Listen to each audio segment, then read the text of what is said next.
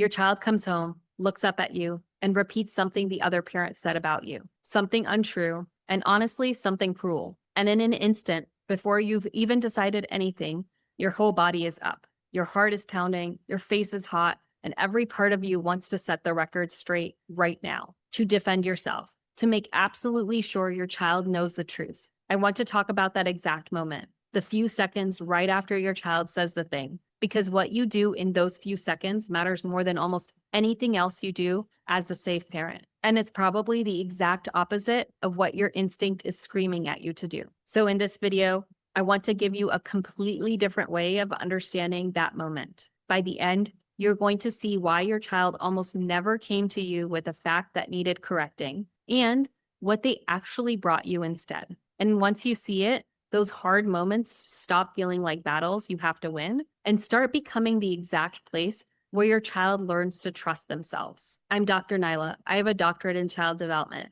And this particular piece, what happens in the moment between a child and a parent, is honestly the heart of everything I do. I'm also a bonus mom living inside one of these dynamics. So I'm not teaching you this from a comfortable distance. I'm practicing it in my own kitchen on the hard days right alongside you. And if you already know that these are the moments that you keep getting stuck in and the ones where you react and then wish you hadn't, then I want you to book a strategy session with me. This isn't therapy, it's strategy. We'll look at what tends to set you off and what it would take to meet those moments differently. The link to book is in the description. So here's the shift, and it really is everything. When your child repeats something hurtful that the other parent said, your instinct treats it as a fact, a claim about reality that has to be challenged and corrected. But that is almost never what your child is actually bringing you. Your child is bringing you a feeling. They're confused and unsettled. Something landed on them and they don't know what to do with it.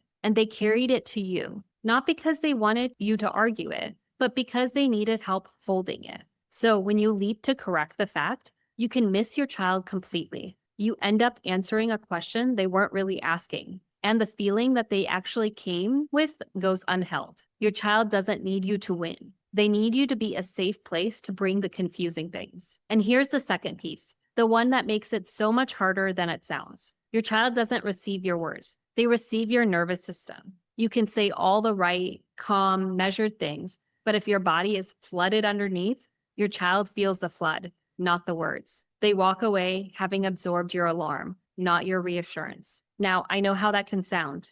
It can sound like I'm telling you to just stay calm, just don't get triggered. And I want to be really honest with you. This is so easy for me to say, and it's much harder to actually do, even for me sometimes. And if you grew up with your own unsafe or chaotic parents, I imagine it's even harder because your reactivity in these moments is not a character flaw. And it's not something you can simply decide your way out of. Your body learned to react fast and to brace long before you ever had a say in it. So when your child says the triggering thing and you're up and flooded before you can think, that is not your failing. That is your own history firing in real time, which means this was never going to be about willpower. It's about slowly rebuilding the capacity to stay a little steadier than the moment. And that is the real work, not a mindset tip. Let me show you what this looks like when it goes well, because it's quieter than you would expect. A dad I worked with was driving with his child, and out of nowhere, his child said,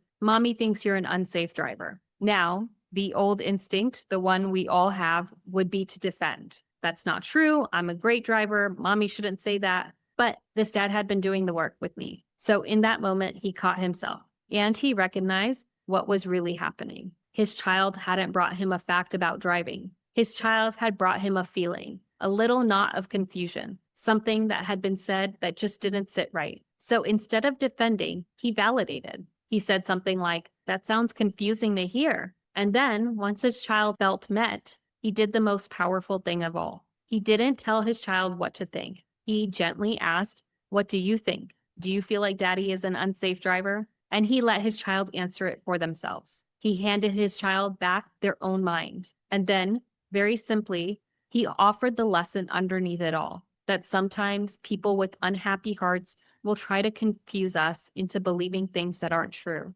and that it's always okay to check in with ourselves about what we actually think. There was no fighting and no defending, just a child learning that they're allowed to trust themselves. And I want you to notice what this dad did not do, because this is the whole thing. He didn't replace the other parent's version with his own. He didn't say, no, here's the truth, believe me instead of her, because that would have just put his child right back in the middle, choosing between two grown-ups again. Instead, he led his child back to their own knowing. What do you think? And that question, asked with genuine openness, is one of the most protective things you can ever offer a child in this situation, because it builds the very thing the other parent is working to erode, which is your child's trust in their own mind. So here's the reflection I want to leave you with this week. And it isn't about your child at all. It's about you.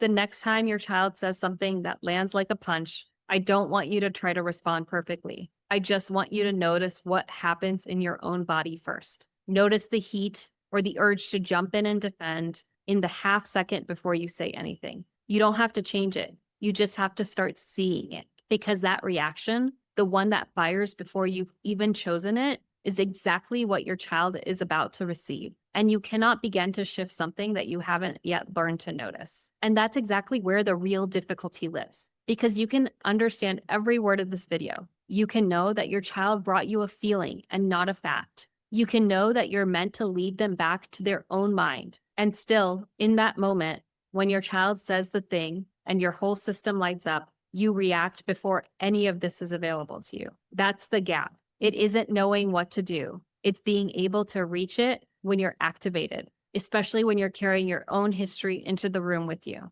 And closing that gap, learning to find a little steadiness in the exact moments you use to lose it, is the heart of the work I do with parents. So I want to leave you with this, because I don't want you walking away feeling like you have to become a perfectly calm parent, since no such parent exists. You don't have to be calm. You just have to be a little steadier than the storm, a little more often. And every time you meet your child's feelings, instead of fighting their facts, every time you ask, what do you think, instead of telling them what to think, you are doing something quietly extraordinary. You are teaching your child that their inner world is safe with you and that their own mind is worth trusting. That is how the compass gets built, not in one perfect response, but in these small, imperfect moments over and over, until one day your child carries it with them everywhere they go. So here's what I want you to do. Don't aim to win the next hard moment. Aim to be the safe place your child can bring the confusing things to,